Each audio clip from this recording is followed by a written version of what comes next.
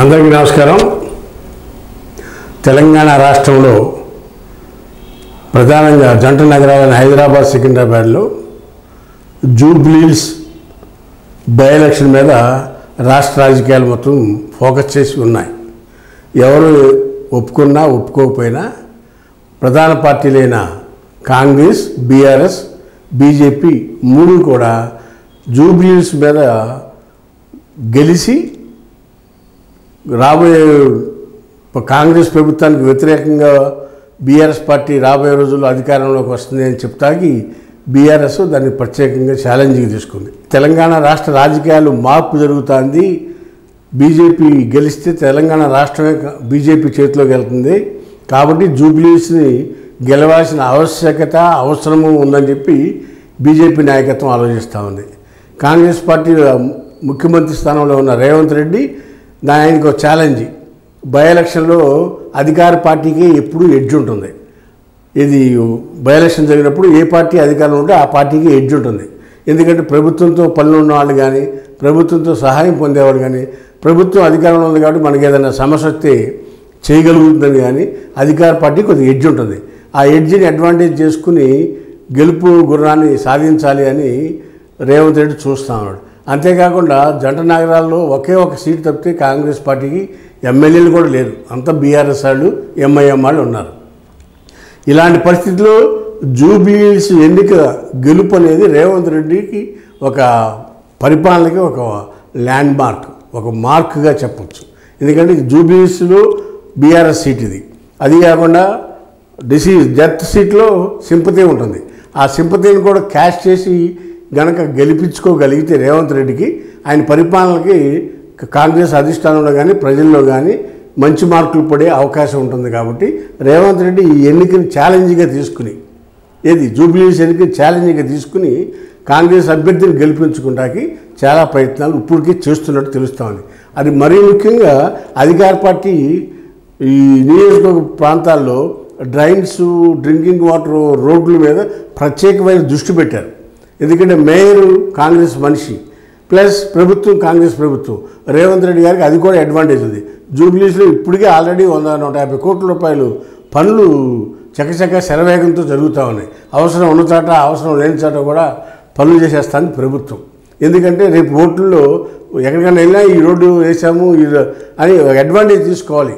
ఇది నుంచున్న అభ్యర్థి అయినా, పార్టీ కేడర్ అయినా ఆ అడ్వాంటేజ్ ఈ ప్రభుత్వానికి ఉంది. ప్రభుత్వం ఆ విధంగా పనిచేస్తుంది. దాని ఆల్రెడీ ఇప్పటికే కులాల వారీగా పొన్నం ప్రభాకర్ని, వివేకానందని, తుమ్మల నాగేశ్వరరావుని కులాల వారీగా కూడా ప్రజెంట్ మంత్రుల్ని అక్కడ నియోజకవర్గాల్లో పెట్టి వారికి అసిస్టెంట్లుగా ఎమ్మెల్యేలని, కార్పొరేషన్ చైర్మన్ని, మంది మార్పుల మొత్తం ఆల్రెడీ కాంగ్రెస్ పార్టీ తరపున నియోజకవర్గంలో పనిచేస్తామని. దీనికి ప్లానింగ్ అండ్ డైరెక్షన్ సునీల్ కన్గోలు ఉండనే ఉన్నాడు ఎలాగో. ఎందుకంటే ఆయన డైరెక్షన్ కొంత ఉంటుంది. ఆయన మనుషులు కూడా నియోజకవర్గంలో పనిచేస్తూ ఉన్నారు. ఇవన్నీ కూడా పెట్టి అత్యంత ప్రతిష్టాత్మకంగా తీసుకున్న నియోజకవర్గ ఎన్నిక జూబ్లీహిల్స్ది. బీహార్ ఎన్నికలతో పాటు దీనికి కూడా నోటిఫికేషన్ వస్తుందని కాంగ్రెస్ అధిష్టానం, రాష్ట్ర ప్రభుత్వం కూడా ఎదురు చూస్తారు. ఈసీ కూడా ఎదురు చూస్తూ ఉంది. బీహార్ షెడ్యూల్తో పాటు జూబ్లీహిల్స్ కూడా షెడ్యూల్ విడుదలవుతుంది అనేది అందరి నాయకుల్లోనూ, ఎనలిస్టుల్లోనూ, విశ్లేషకుల్లోనూ చర్చించుకుంటూ ఉన్నారు.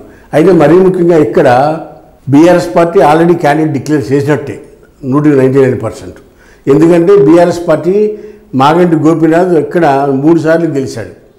ఒకసారి తెలుగుదేశం తరఫున 14లో, 18లో బీఆర్ఎస్ తరఫున, 23లో బీఆర్ఎస్ పార్టీ తరఫున 3 సార్లు ఇక్కడ అత్యంత మెజారిటీతో 3 సార్లు గెలిచాడు మాగంటి గోపీనాథ్. ఎక్కడ కూడా నాన్ కాంట్రవర్షియల్ పర్సన్, అభివృద్ధి ప్రధానంగా పనిచేసుకునేలాడు. అంతేకాకుండా హైదరాబాదు నగర బీఆర్ఎస్ పార్టీ అధ్యక్షుడిగా కూడా, జిల్లా పార్టీ అధ్యక్షుడిగా కూడా పనిచేశాడు ఈ మాగంటి గోపీనాథ్. కేటీఆర్కి అత్యంత సన్నిహితంగా, హరీష్ రావుకి అత్యంత సన్నిహితంగా మెలిగిన వ్యక్తి ఈ మాగంటి గోపీనాథ్.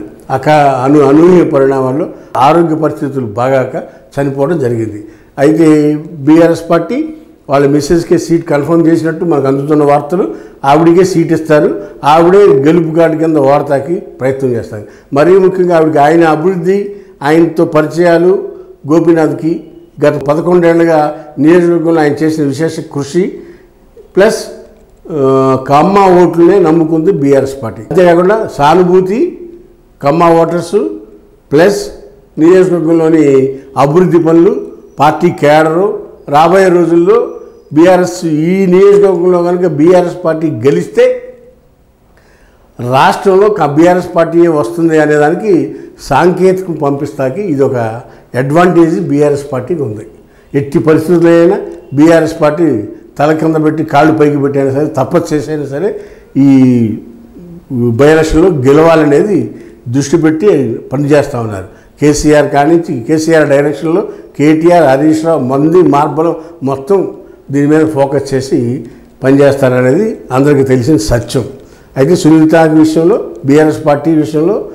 బీఆర్ఎస్ పార్టీగా ఓవరాల్గా వ్యతిరేకత ఉన్నా కవిత ఇష్యూస్ కానీ కేసీఆర్ ప్రజా ఉద్యమంలో రావట్లేదని కానీ అదేవిధంగా కొంత సింపతి కూడా ఉంది.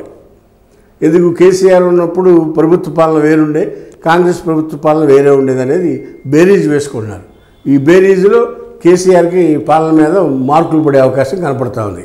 అయితే ఇప్పుడు ఉన్న పరిస్థితుల్లో అధికారం కాంగ్రెస్ చేతిలో ఉంది కాబట్టి బీఆర్ఎస్ వాళ్ళు పణంగా పెట్టి పోరాటం చేయాల్సిందే. ఏది జూబ్లీహిల్స్ ఎన్నికలు గెలుపు దక్కాలంటే సునీతని ఆల్రెడీ డిక్లేర్ చేసుకున్నారు. ఇక కాంగ్రెస్ పార్టీ వస్తే కాంగ్రెస్ పార్టీలో అంతర్గత కలహాలు ఎప్పుడు మామూలే. అయితే కాంగ్రెస్ పార్టీ ముఖ్యమంత్రిగా ఉన్న రేవంత్ రెడ్డి చాకచత్యంతో ఆల్రెడీ ఇంతకుముందు ఇండిపెండెంట్గా 2 సార్లు ఎంఐఎం తరఫున ఇండిపెండెంట్గా పోటీ చేసి ఓడిపోయిన నవీన్ యాదవ్ని మళ్ళా క్యాండిడేట్గా పరిశీలిస్తూ ఉన్నారు. అయితే ఇంతలో మాజీ ఎంపీ 2 సార్లు సికింద్రాబాద్ నుంచి ఎంపీగా గెలిచిన అంజన్ కుమార్ యాదవ్ ఆయన ప్రయత్నాలు ఆయన చేస్తాడు. ఈ జూబ్లీహిల్స్ నియోజకవర్గంలో నేను 2 సార్లు ఎంపీగా పనిచేశాను ఆ ప్రాంతానికి, కాబట్టి ఆ ప్రాంతం నా నియోజకవర్గ పరిధిలోనే ఉంది. కాబట్టి నాకే మళ్ళీ అక్కడ టికెట్ ఇస్తే నా పరిచయాలు అన్నీ ఉపయోగపడితే నేను కాంగ్రెస్ పార్టీ లాయలిస్ట్ని. నేను గత 30 ఏళ్ళ 40 ఏళ్ళ నుంచి కూడా యూత్ కాంగ్రెస్ నుంచి కాంగ్రెస్లో పనిచేశాను. నెహ్రూ గాంధీ కుటుంబాలకు విధేయుడిని. రాహుల్ గాంధీతో డైరెక్ట్ పరిచయం ఉన్న వ్యక్తి ఈ అంజన్ కుమార్ యాదవ్. అది కూడా అడ్వాంటేజ్ అవుతుంది. అయితే ఇక్కడ కాంగ్రెస్ పార్టీకి ఢిల్లీలో కదా టికెట్ ఇచ్చేది, ప్లస్ అదేమైనా చేతావాత సీఎం అయితే ఆల్రెడీ నవీన్ యాదవ్ అని అనుకుంటున్నాడు. కానీ ఢిల్లీలో కనుక అధిష్టానం ఏ నిర్ణయం తీసుకుంటుంది అనేది నిన్న కోర్ కమిటీ మీటింగ్ మంత్రుల సమావేశంలో కూడా రేవంత్ రెడ్డి సూచాయిగా చెప్పాడు. ఏమని మనం అయితే నవీన్ యాదవ్ పేరు సూచిస్తున్నాము చెప్పకుండా చెప్పాడు ఆయన కూడా.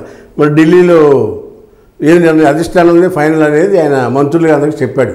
అయితే అంజన్ కుమార్ యాదవ్ ఢిల్లీలో ప్రయత్నాలు చేసుకున్నాడు. ఎందుకు రాహుల్ గాంధీతో పర్సనల్ పరిచయం ఉంది. అయితే ఆల్రెడీ ఈయన గతంలో మన కంటెస్ట్ చేసి ఓడిపోయాడు. ఇది మన 23 ఎలక్షన్లో ఎమ్మెల్యేగా పోటీ చేసి ఓడిపోయాడు. కాబట్టి ఆల్రెడీ ఒకసారి టికెట్ ఇచ్చాం, ఆయన ఛాన్స్ అయిపోయింది అనేది ఒక వాదన ఉంది. బట్ మరి కాంగ్రెస్లో ఏం జరుగుతుంది అనేది ఏ నిమిషానికి ఏదైనా జరగచ్చు చెప్పలేం. అయితే ఈ నవీన్ కుమార్ యాదవ్ కూడా ఇక్కడ ఈ ప్రాంతంలో 2 సార్లు పోటీ చేయటం, మొన్న అజారుద్దీన్కి కూడా కాంగ్రెస్ పార్టీ చేరి అజారుద్దీన్ క్యాంపెయిన్గా పనిచేయటం, ఈ ప్రాంతాల్లో విశేషమైన పరిచయాలు ఉండటం అది ఆయన కలిసి వచ్చే అంశం. అలాగే అదేవిధంగా ఆయన ఫోన్ చేస్తే కూడా ఎవరికి రెస్పాన్స్ అవ్వడు.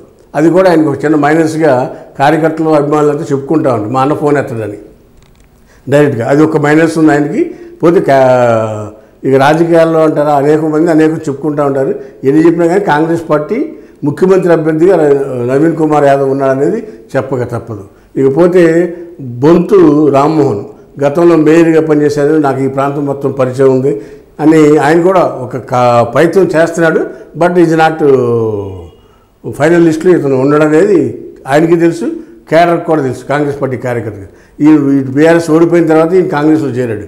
సో ఆయన అప్లికేషన్ అంత సీరియస్గా పార్టీ కూడా ఎవరు లేనప్పుడు పరిశీలిస్తున్నప్పుడు ఆల్రెడీ కాంగ్రెస్ క్యాండిడేట్లు ఇక్కడ ఇద్దరు పోటాపోటీ పడతా ఉన్నప్పుడు ఆయన క్యాండిడేట్ని సీరియస్గా తీసుకోదనేది ఈ విషయంలో చెప్పక తప్పదు. ఇకపోతే బీజేపీ పార్టీ లంకల దీపక్ రెడ్డి ఇక్కడ పోటీ చేశాడు. లంకల దీపక్ రెడ్డి సుమారు 42,000 ఓట్లు వచ్చినాయి బీజేపీ పార్టీ తరఫున. అదేవిధంగా బీఆర్ఎస్ పార్టీ తరఫున గెలిచిన మాగంటి గోపీనాథ్కి 77,000 ఓట్లు వచ్చినాయి. కాంగ్రెస్ పార్టీ తరఫున ఓడిపోయిన అజారుద్దీన్కి 62,000 వచ్చినాయి. 62,000 కాంగ్రెస్ పార్టీకి వచ్చినాయి. గత ఎన్నికల్లో నేను చెప్పేది బీఆర్ఎస్ పార్టీ అభ్యర్థికి 77,000 వచ్చినాయి. లంకల దీపక్ రెడ్డి బీజేపీకి 42,000 ఓట్లు వచ్చాయి గత ఎన్నికల్లో.